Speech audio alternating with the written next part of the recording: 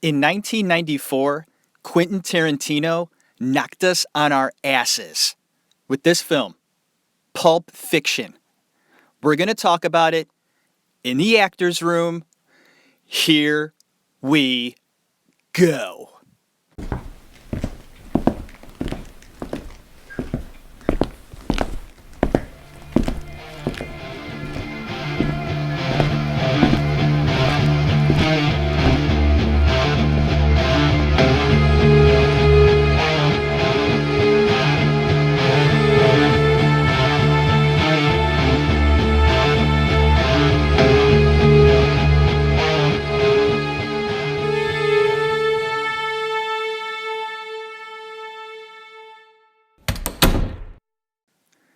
This is the actor's room.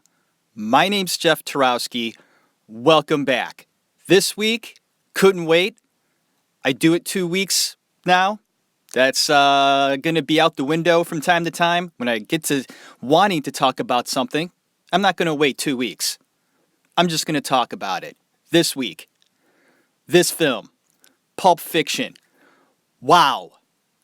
Ladies and gentlemen, saw this movie when it came out, just like pretty much everybody else. If you were alive back in 1994, I was about 17 years old. Just graduated from high school. Remember that very well. Well, in and out. Just because it's high school, right? Although you do remember a lot of stuff from high school, there are things I forget. And this moment, where my friends and I took time out of our busy schedule of driving around, drinking beer, smoking pot.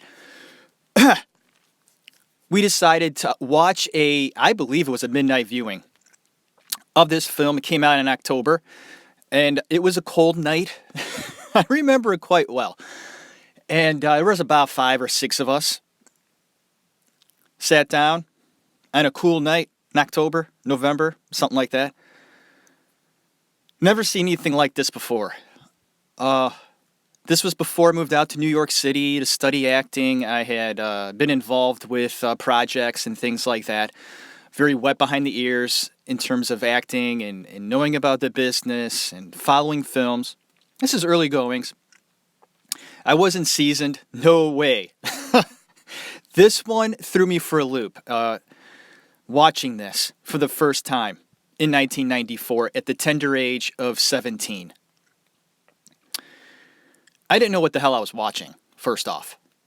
The first half of the movie, or just any part of that movie, watching for the first time, at that time period, you gotta understand, Tarantino was known for his writing before this, a little bit directing.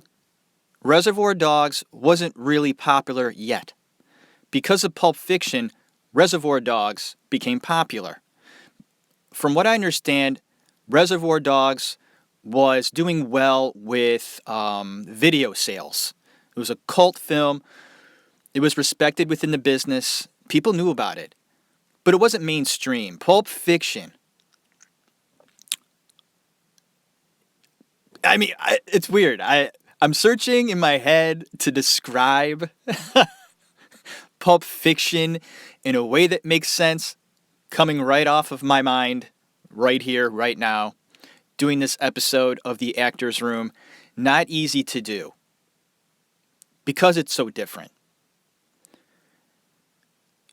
People had to go and watch this film numerous times in the theater because it was so different. I sat in that theater, way back then, going, what the hell is this? Do I like it? Do I love it? Do I hate it? I know it's different. And there was a point in the movie, the only time I ever got my ass off of a seat and walked out of the theater was during this movie. I actually got up and left. Because I was so, I don't know if I was insulted, I was disgusted with one of the scenes. And I'm wondering if you were disgusted too, the very first time you saw it. And if there are people out there listening who saw this film when it came out in 1994 and watched this movie for the very first time in the theater or even at home afterwards when it came out on video, and you were disgusted. Now, there's a couple of scenes that are disgusting. But there's one that's really disgusting or just appalling, gross, just what was that? What did I just see? Because I had never seen anything like that back then. I got up and I left. I came back after about 10 minutes. I left the theater. I did. I went outside, had a cigarette, had to calm myself down. I did. Only time that's ever happened in my entire life. And I remember walking outside and having that cigarette and thinking to myself, or actually saying it out loud. I do that. When I talk to myself, I actually do talk like I'm a crazy person. So I'm sure I was pacing back and forth outside the theater in Cleveland, Ohio, back in 1994, outside a theater of Pulp Fiction, talking to myself on a cold November night, saying, what the hell is this shit? This is disgusting. What am I doing here? Am I going to go back inside? Ugh, you're gross. I went back inside. Sat through the rest of the film and just tucked it away. Taking with me the fact that I had seen something thought-provoking, disgusting, yes, but it got a reaction out of me. And sometimes when you're watching production, film, whatever, and you get a reaction, you feel something, and I've talked about this in the past about watching film and getting something out of it. Whether it's good or bad, you're reacting off of it. That's art. Mr. Quentin Tarantino was able to do that back in 1994 when he made Pulp Fiction and also Reservoir Dogs a few years before that. I had told my brother I wanted to do a Tarantino episode about a year ago. We talked about it.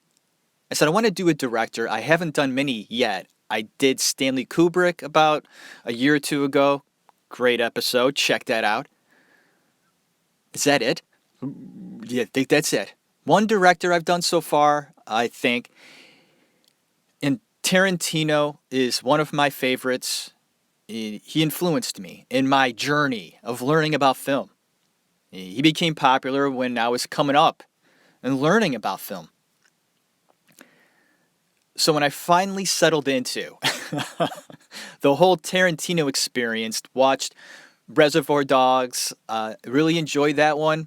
And for a while, I would tell people that I thought Reservoir Dogs was better than Pulp Fiction. I just enjoyed it more for a while. Not anymore. I've come to realize that Pulp Fiction is definitely better. It just is. It's better. It's more put together. There's definitely more time that went into it. More thought, maybe. The budget, of course, was much bigger. It was his second film that he put out there, Tarantino. And someone said that he believed that the first movie you make kind of makes an impact in getting you in the door, and it's the second one that makes your career. And boy, was he right about that. Welcome back to the Actors Room. 1994, Pulp Fiction, directed by Quentin Tarantino and written by Quentin Tarantino. I mentioned earlier in this episode that Tarantino was mostly known for his writing. He never classified himself as a writer. He felt that a writer is like a novelist. And I'm not that, he says. I'm a screenwriter. And he felt that in his process of writing scripts, which he was really good at, obviously, and came to the conclusion that if writing scripts doesn't work out for me, and this is in the very beginning of his career, if script writing never works out, I'll try my hand at writing a novel. And he said that he did try to write a novel at one time, and it just didn't work. He's a screenwriter. He's a storyteller. And by God, is Quentin Tarantino a master at dialogue. His dialogue comes out like a conversation, a natural conversation. And in Pulp Fiction, boy, you get a lot of that, and it makes it work. It flows. This is truly, this is talent. A talent that's rare, must be talked about in the actor's room. Tarantino was a movie buff from a very early age, enjoyed film, so much so that everything else didn't matter. He said, I was possessed by tunnel vision. Film was it. Characters, storylines, plot lines, creating stories. He was a fan of film, all sorts of film, although he had certain films that he enjoyed, like spaghetti westerns. He liked the thriller movies, shoot 'em up movies, kung fu movies, action, entertainment. That's what he focused on. And during his schooling, he only blossomed with certain subjects. Not many, but ones that he did appreciate were history, because they had story behind them, and he aced those classes. In reading, he loved to read. Everything else, he failed. 16 years old, done with school. And his mom said, fine, but if you're going to drop out of school, you need a job. And Quentin said that his first job, I think, was stacking movies, porn movies, on racks. That was his first job at the age of 16. And a couple of jobs after that had to deal with porn. Although he says he's not a fan of porn, first few jobs were based on porn. He was a usher in a porn theater and thought, this is great. And I get to watch movies all day for free. They're porn movies. And he soon tired with that, moved on, and got a job at one of the most popular video stores in Los Angeles. And was there. He stayed for a while, and while he was there, and this is sort of talked about a lot when you talk about Tarantino's past, and because he never went to school for film or anything like that, except acting classes, but he never studied how to be a director or how to write, which I find incredible. All this stuff he sort of self-learned, self-taught. And he did.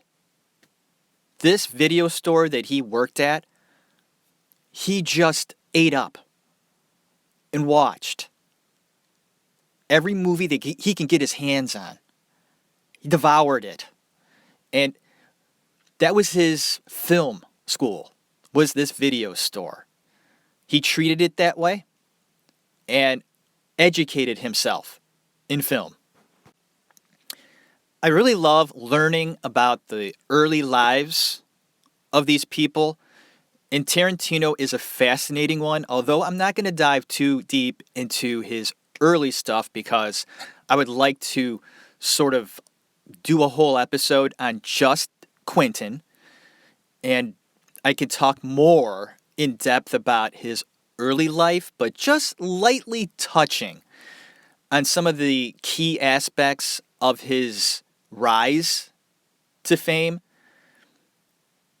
I'm always fascinated by that. So, looking into it just lightly, I found out that it didn't happen for him right away, of course. It hardly ever does. You think, yeah, I mean, they're just popular, they did it, good for them. But there's always a bit of struggle, and he did. He says for about 8-9 years, nothing. He would write, and he had in his mind that he was going to be an actor. I mean, that was it. He loved film and stories, but when he watched movies or TV shows, he was watching actors and wanted to be a part of that. So he studied acting.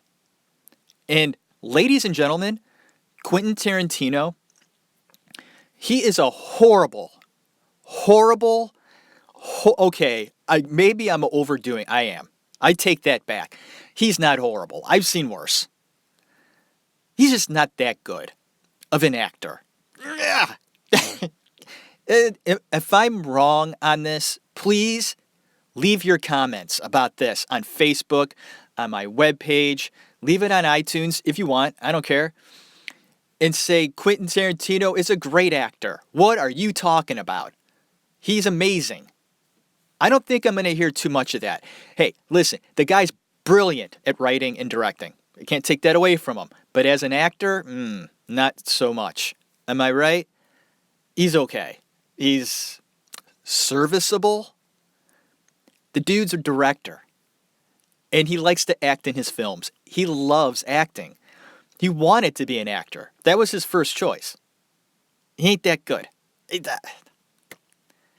I hate to say it because I love the guy.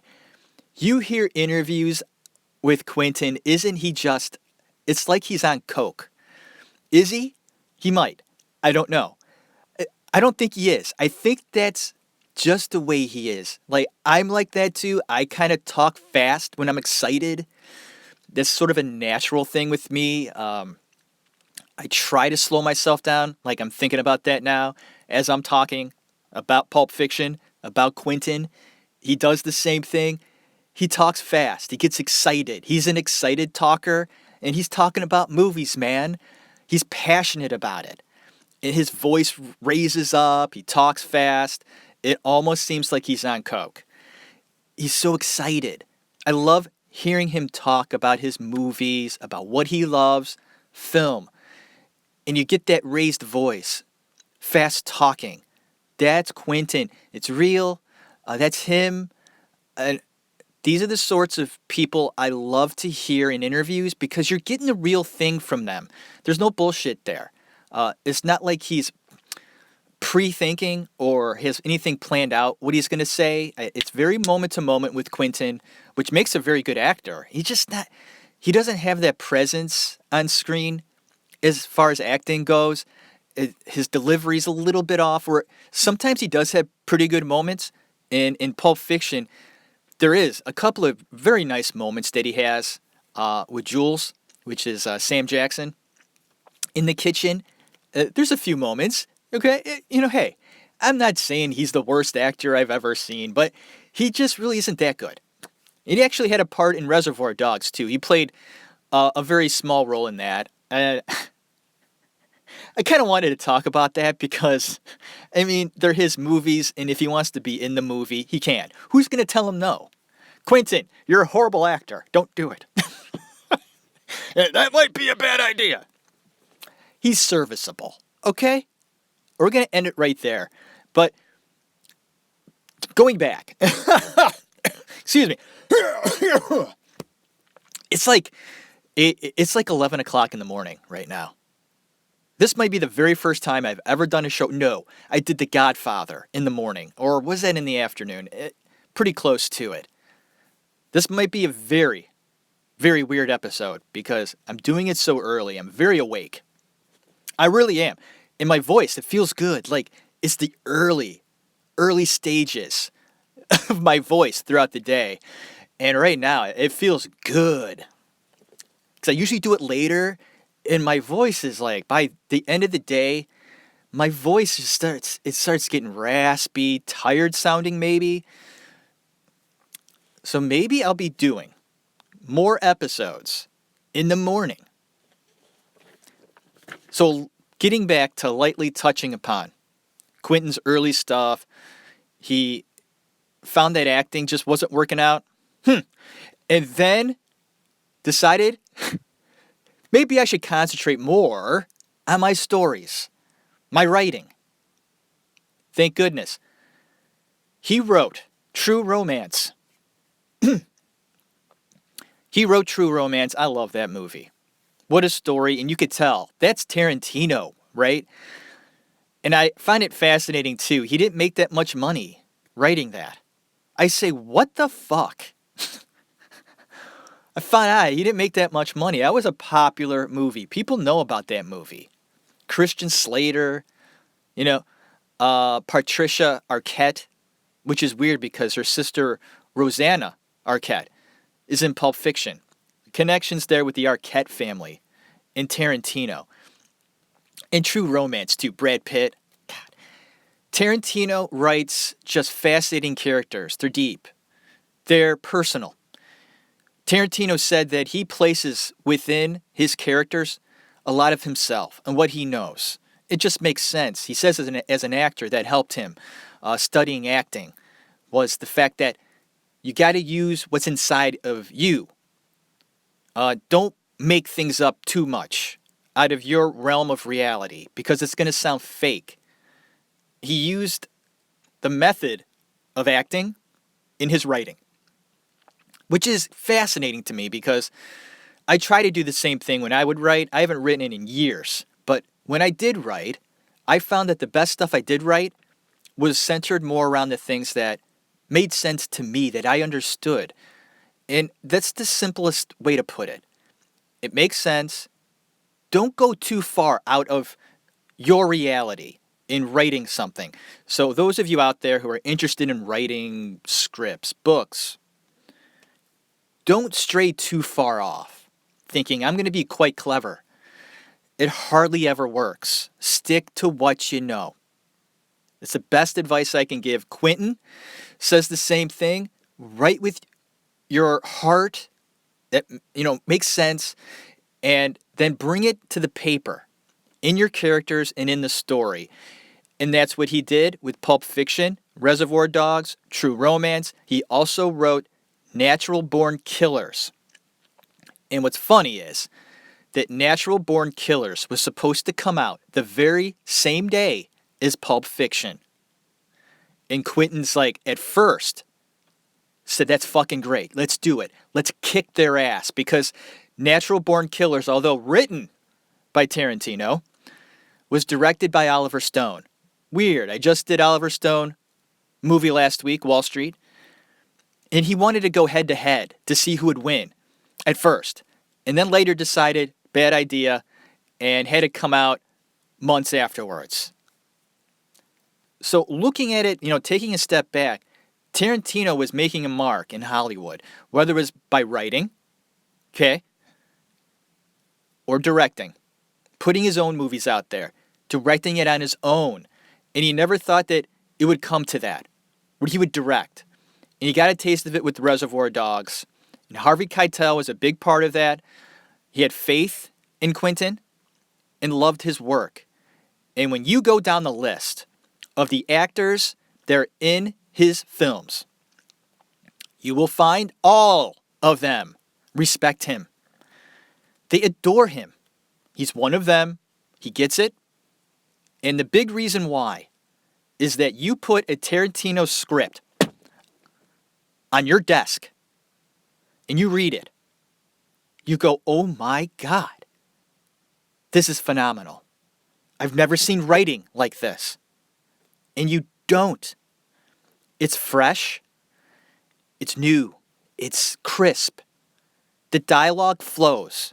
The stories make sense. So let's dive into Pulp Fiction 1994 and getting right into it. Talking about the writing style and why this film works.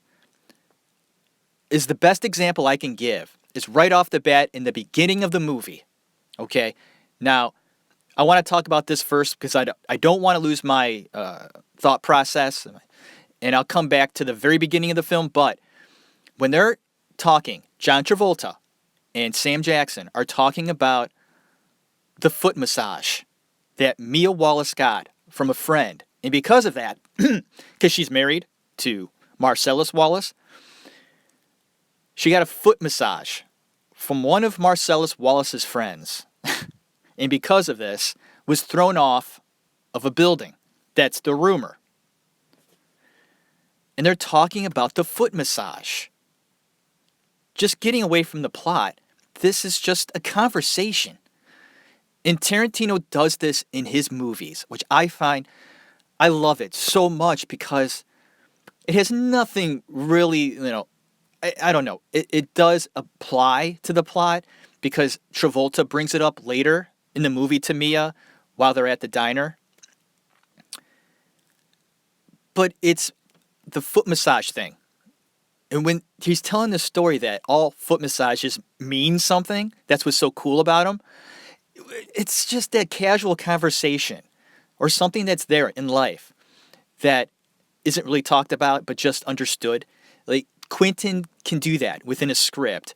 And when you're reading it, you go, oh, yeah, yeah, yeah. Foot massages. Yeah, it's good. I like that. He finds it easy to place stuff like that in his movies. Wanted to point that out real quick. The brilliance of Quentin Tarantino. And this is really weird too, because when I took a step back to watch this movie again last night, it really didn't dawn on me until I watched it. This might be the 15th time I watched it. That the very beginning of the film with Tim Roth and Amanda Plummer as Honey Bunny and Pumpkin are talking with one another. It's hard to understand what the hell they're saying. The only thing I really didn't like about the whole movie is the very beginning. You can't really understand what they're saying. Tim Roth, although very good actor, like him a lot, okay? I do. I can't understand what the fuck he's saying in the beginning of the movie. So as an audience, sitting there watching the movie for the first time, you really don't get the very first scene. You don't. You get the last 5 seconds when they decide to rob the restaurant. That you get. And I like how Amanda Plummer, who's just a strange, strange lady, she went to the neighborhood playhouse, the school that I went to. She's weird, but great actress. And she just exploded.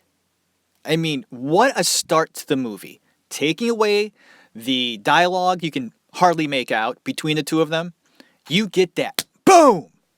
Da-da-da-da. You know, and then Quentin, okay, uses his directing brilliance to bring in catchy music. That's something that he's really good at too. The music that he uses in his films. Woo! Not many directors can nail songs or hire the right people that have control of the music and make it work and slip it in there, and you get that song. It's just perfect. Tarantino does that a lot in his films. He's great at that. And catchy beginning and the dialogue, like I said, in this film, phenomenal. Let's talk about the casting process before we get too much into the plot. I'm not going to get... I've been getting comments about that they really liked Wall Street last week because I didn't talk about the plot. I knew it. People don't want to hear about the plot because they see the movie. They know if there's like stuff in the movie that are questionable or have, things that are kind of like there's like a plot line or there's something that you go, well, I wonder what other people feel about this. And there are parts in this movie that do have question marks that I will talk about, but we're not talking about the plot, folks. If you're looking and clicking on this episode and want to hear me talk about every scene, sorry. Not going to happen. Casting process. There are people on this film that worked with Quentin that said the casting process was just a lot of fun. And I think that that's something that Quentin enjoys. He enjoys creating the characters in his mind while he's writing, and he does have actors that he has in his mind while he's writing it. For example, Michael Madsen was going to be Travolta's character. Vincent Vega.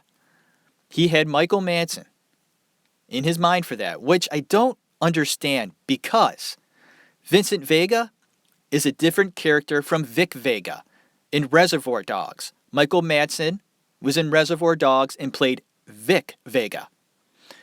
Vince Vega is his brother. So Michael Madsen couldn't do it because he was already committed to another project. He had to find someone else. This is common. Said this so many times when I talk about film. You're not going to get who you really want. I mean, it happens. It's rare that you actually get who you have in your mind. It does happen. And in this case, Michael Madsen wasn't available, and he had to come up with another actor. But Jules, that Sam Jackson he was supposed to play, all right, was supposed to be played by Lawrence Fishburne. That's who Quentin wanted, Lawrence Fishburne. He wanted Fishburne and Madsen were supposed to play the two leads. Lawrence Fishburne told Quentin, no, I'm only doing leading roles from this point on in my career. Move Mr. Fishburne. I love that. I'm going to take a sip of my coffee right now because voice is getting a little weird. This is the very first time I've ever actually drank anything while I'm doing an episode. And I'm going to do that right now. Just a little sip. It's morning time, man. I got to have my coffee. We're going to do it again. We do Folgers. It's all right. We're not... might as well play this into the episode because later on in the movie, I love this. This is what I'm talking about with Tarantino's writing. Later on in the movie where Quentin Tarantino has the gourmet coffee in his kitchen and it just centers around the scene where Sam Jackson takes a sip like, we'd be okay with some, frozen taster choice and you bring on this gourmet shit. And even Harvey Keitel as Wolf says that, Jimmy, noticed you had some coffee brewing back there. Can you get me a cup? And then when he comes and walks in the house, he takes a sip like this. He gives a look to Quentin like, tasty. Little things like that, folks. Little things like that. I love it. It goes to show how specific Tarantino is with his writing. Like, other writers don't think of that shit. Like, let's make the coffee really yummy. Why? Because it's fun. It's funny. It's entertaining. And that's what Tarantino does. Got off track with the coffee, but that's brilliant, though. It played into the movie. And this coffee's actually pretty good. I do creamer. Got some creamer in there. No sugar. I just do the creamer. There's enough sugar in the creamer. I can't do it black. I can't do it. And I've never, ever in my life have gone to Starbucks. I've never bought one thing from Starbucks in my life. Kind of proud of that. Because they're so popular and people are like addicted to Starbucks. I don't know how many of you out there are addicted to Starbucks. Not me. I like my coffee in the morning. I just do one cup. It's good. Wow, that worked. Helping out with the keeping the chords in the voice, the vocal box, keeping them saturated, keeping them wet. It's a good thing. I have this podcast that I listen to. He does about every 2 weeks, just like me. Sometimes he does every week. He's got this poor guy. I love his content because he's talking about a case that I am just obsessed with. And every week or two, he sends out a podcast. But this poor guy's voice, man. And you could tell he struggles every episode, and like halfway through it, the guy just starts coughing. And you can hear him coughing. And he's constantly like drinking during the episode. Poor guy. Like, he just can't do it. And he even says like he's working up his voice. Like he's got to do exercises before he does his episodes. I'm glad I'm not that bad. I get a little phlegmy. And I've said that before. And, I kind of play that into my show. Because I was taught that, man. I was taught to bring who you are to what you're doing. And hopefully in the process of doing that, you engage with the audience. And that's when I go into doing my episodes. I appreciate that. And Tarantino does too. And I say this because he wants to be engaged with the audience. That's what makes his films so good. And think about it. Pulp Fiction and Reservoir Dogs, they're so different because he takes parts of the movie. Like in Pulp Fiction, there are three main parts. There's the first part that stars John Travolta. The second part, okay, is Bruce Willis, the Gold Watch. And the third part, it stars Sam Jackson. And there's three parts. And Tarantino, while writing this, wanted three parts, but didn't have the last part yet. Just wasn't working. He had nothing. And felt that I got to come up with something. There has to be three parts.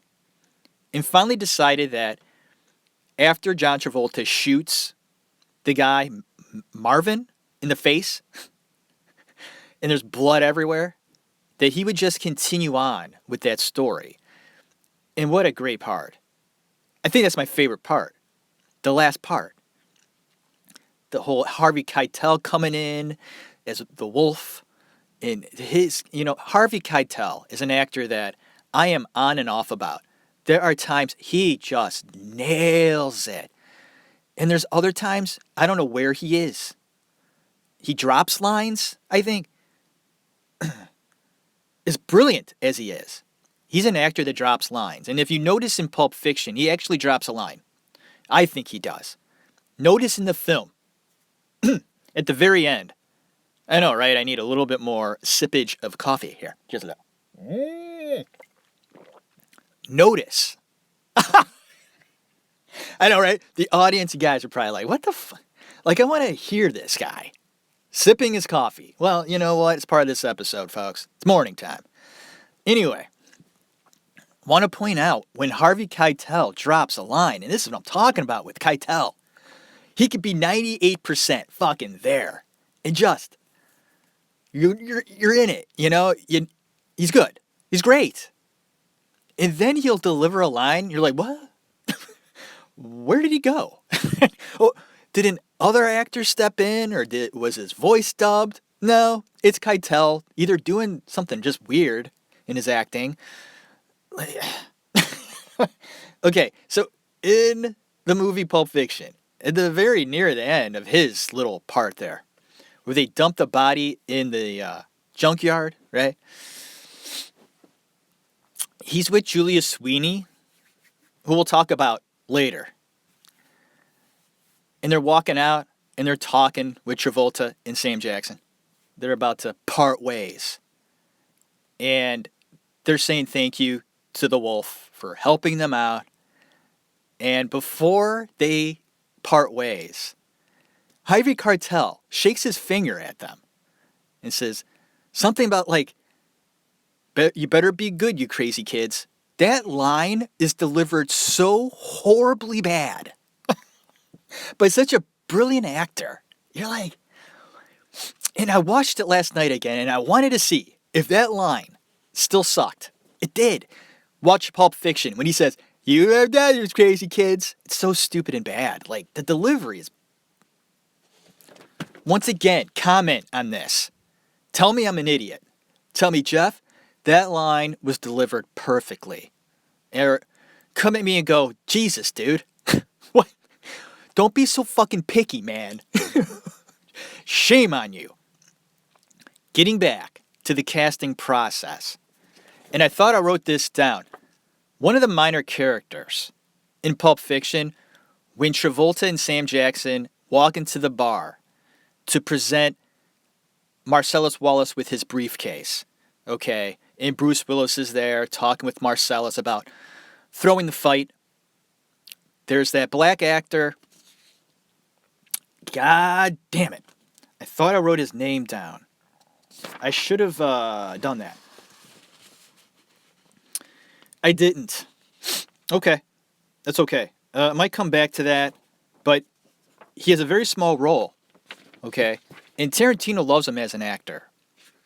Forgot his name. Fuck me.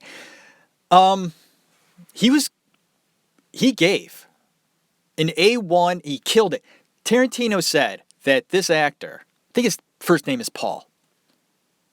Came in to the auditions, and because Fishburne couldn't do Jules, this guy came in and he killed it.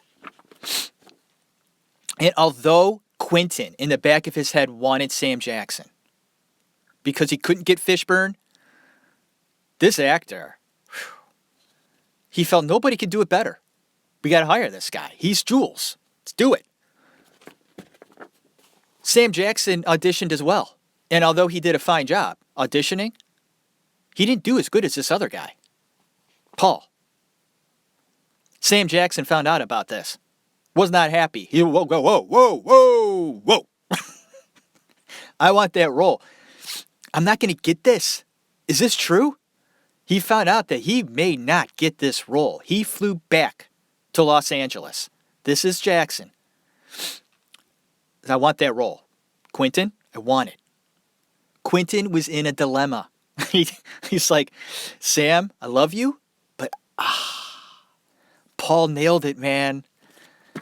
And I guess, and we got to bring up this motherfucker's name, Harvey Weinstein, because it was Miramax that did this film. Yabba.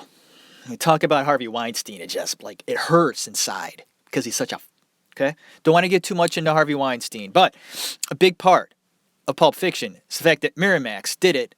And a lot of studios turned this movie down because it was so fucking, like, people didn't want to touch it.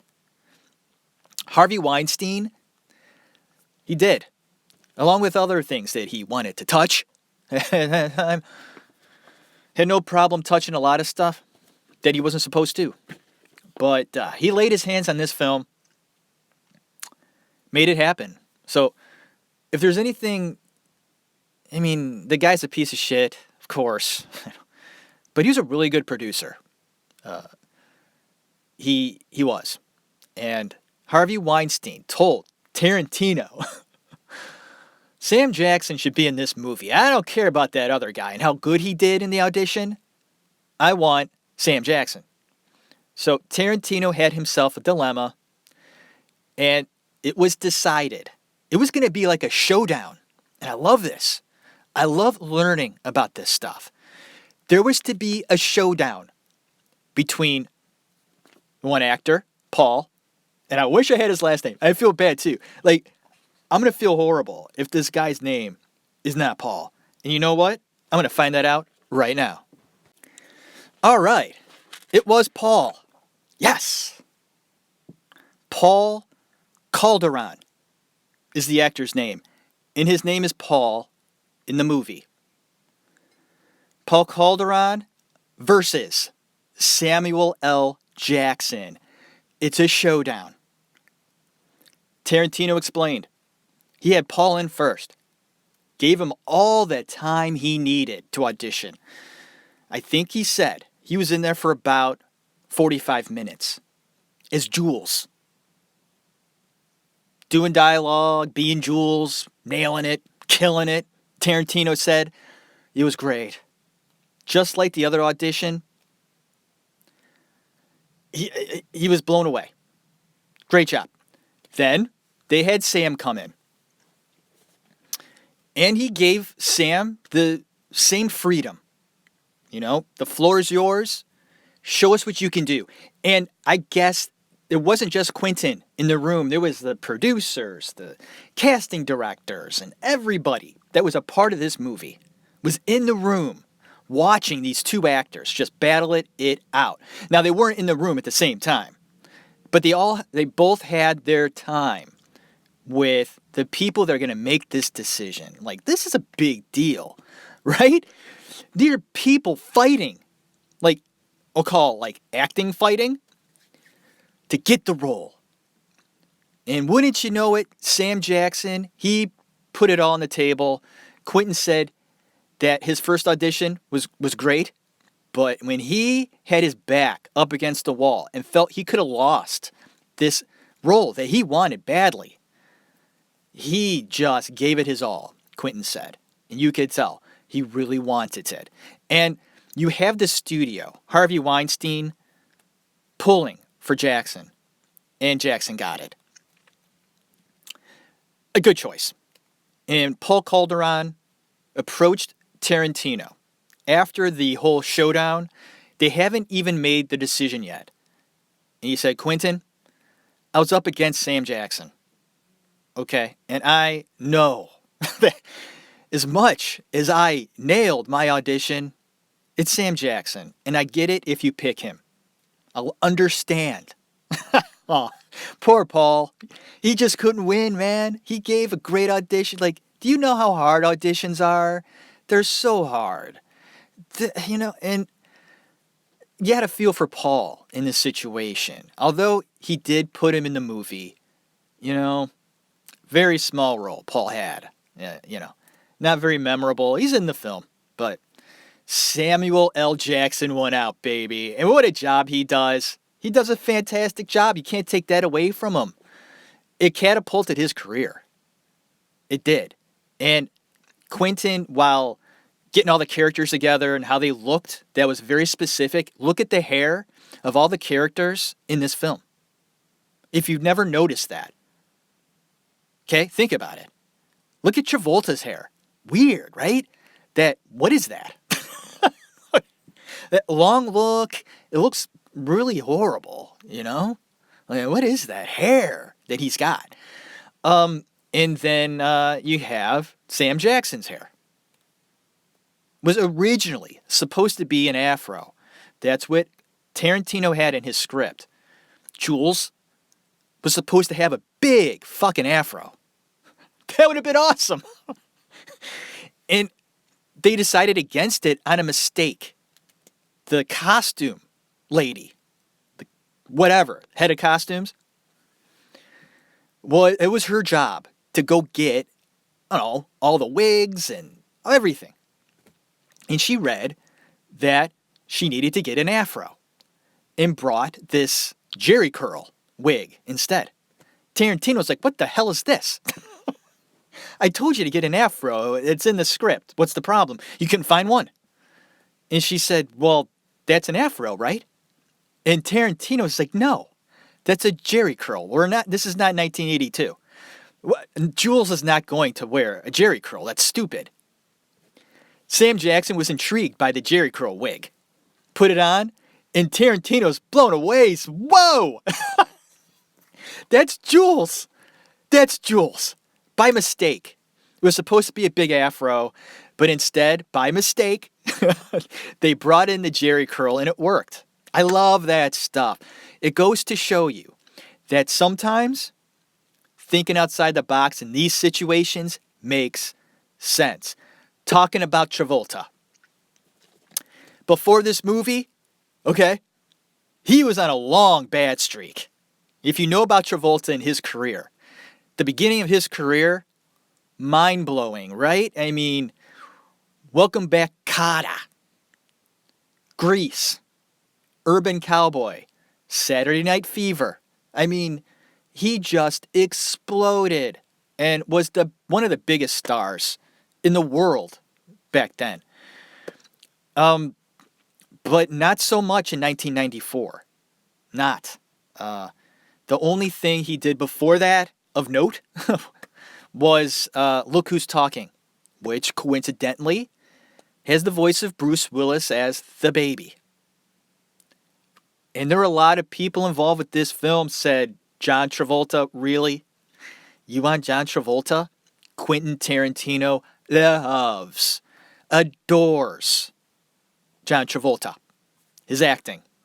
He does. He said the movie Blowout by Brian De Palma with Travolta is one of his favorite acting performances he's ever seen. And Brian De Palma is a big influence on Tarantino. He wanted Travolta so bad for Vince because Michael Manson couldn't do it. It opened the door for Travolta. And when you think about that, like, Travolta's huge, man. And Tarantino said that. And how the studios just forget how big he is. Okay, he was in a slump. Okay? It happens with actors. You're not going to nail it every time, of course, and you're going to go through a period in your career that's just not that good. And Travolta had that. He just did. But he's a great actor, Travolta. And from what I understand in my research, he's a good guy. Scientology, all right, I get it. He's freaking Scientologist. What? They like to grab the Scientology religion or cult, likes to grab these celebrities. I don't know, man. Anyways, I'm going to go ahead and take a sip from my coffee again, so give me a moment. Okay. Getting back on Travolta. Look who's talking, right? They're like, what? Get somebody else. Please. Tarantino said, you won't be disappointed. He told Harvey Weinstein, this is Tarantino, told Harvey Weinstein, who did not want Travolta. He said, Harvey, get your hand off of that intern's ass and listen to me. Watch Blowout by Brian De Palma starring John Travolta. Watch it. And if you don't like it, then we're not going to work together. Interesting. Harvey Weinstein watched Blowout, said fine. Okay, you're right. I trust you. Travolta's fine. And even though it was decided that Travolta was going to play Vince, Travolta was scared.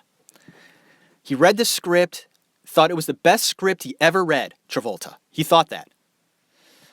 He wanted it so bad. You read a Tarantino script and he wants you for a main role, you go, nice! Travolta knew it could turn his career around, get him back on track, or just put him into the spotlight again with an important role, a different kind of role, but he was scared that someone on set involved in the film would bring up, you don't want Travolta, and get somebody else. This happens on the sets. It actually happens. And even a big star as Travolta was in his career, he was afraid it would still be taken away from him. And he explains that Tarantino wouldn't let that happen. As much as there were people still involved in that project that didn't want Travolta. Quentin said, fuck off. He's got the role. It's over. Leave it be. And Travolta was grateful that Quentin stuck up for him in the whole process. Wouldn't let it go. Good for you, Quentin. Good for you, Travolta. And I want to bring up that the part in the movie where Travolta shoots up heroin, the heroin scene. Travolta confesses that he never tried heroin and wanted to know what it was like to be on heroin. I do too. I would never try it. It scares the shit out of me.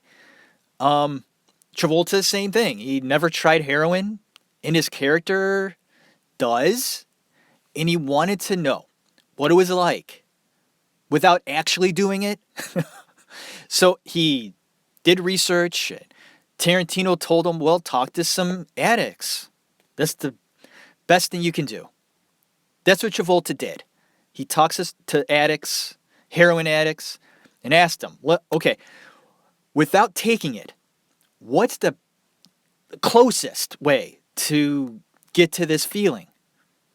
And then a few of them said, or one of them said, the only advice I can give you to get just a taste is this. Get absolutely plastered on tequila and dunk yourself into warm water. He said that's about a tenth of what it feels like to be on heroin. And Travolta was kind of excited about doing this. And so was Kelly Preston, his wife. Travolta told Kelly about this little experiment. So they lined up shot glasses of tequila, okay, on their hot tub, each side, like 10 shot glasses filled to the brim with tequila. Downed them and just soaked in warm water to get prepared for the role. And this part of the movie I want to mention too is that I've heard that if you're on heroin, like you really don't want to go out. You just sort of you take it, you lay back, you enjoy the whatever, the downer. You really don't want to go anywhere. You just enjoy it and you lay there and just lay there. Travolta's character Vincent Vega, he goes out and takes out Mia, the big man's wife, and show her a good time. They go out to Jack Rabbit Slim's, the restaurant. How can he do that on heroin? And he looks out of it. You know, Travolta does a good job acting-wise, looking out of it. You see him stumbling around, very unfocused, irritated by Mia in that scene. I thought, hey, there is some great, fantastic acting by Travolta in this movie, Pulp Fiction, 1994. Looking down, I want to see where I'm at here. Okay. Wow. We're going to do two-parter, folks. Can you believe that? I didn't think I would do a two-parter with Pulp Fiction. Gonna have to be. Not surprised, though. Not surprised. I'll continue it maybe later today, do my second part, or next week. We'll see. Thank you for listening to The Actors Room. My name is Jeff Tarowski. This will wrap up this week's show, Pulp Fiction, Part 1. There's a lot more to talk about. Lots more. There is. And we'll do that next week. I hope you're enjoying this show of Pulp Fiction. It's a very popular film. A lot of people love it. There are some people that don't. Most people do. It's a revolutionary film. We'll talk more about that next week. How revolutionary it was. And talking a little bit more about the plot line. There are questions about the plot line and a lot of discussion about what's in the briefcase. What does that mean? Little things that Quentin put in the movie that are cool. You may not notice that I see, that other people have seen. I'll point out next week. Fascinating stuff. Diving a little bit more into Pulp Fiction next week in the Actors Room. Hope you have a great day. Hope you have a great night. Right? For me, it's a Saturday, man. Yeah, I'm going to go shopping. Going to do that. Going to do some laundry. Oh, yeah. I know, right? I'm all excited about that. Like, I'm getting pumped up, like talking about a movie like Tarantino would. I'm going to do that, man. Yeah. And then I might go out tonight. I don't ever go out. I just don't go out. Why don't I go out? I prefer to stay in. I just do.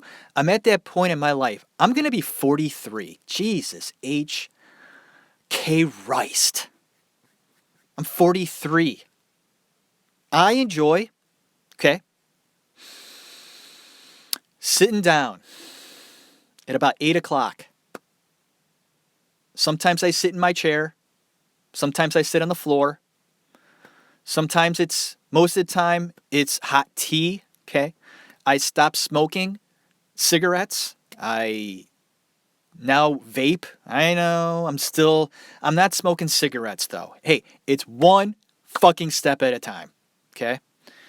I used to go through about a pack every 3-4 days, okay? And that's $7 a pop. It's amazing how much cigarettes cost now. It's so easy to be like, fuck this. $7 a pop. I smoked Marlboro Lights, $7, man. Every 4 days, that adds up. I'm vaping now. That's a lot cheaper. I buy like this little bottle of liquid. It's called Juice. Okay, and in that little bottle of juice is like $10.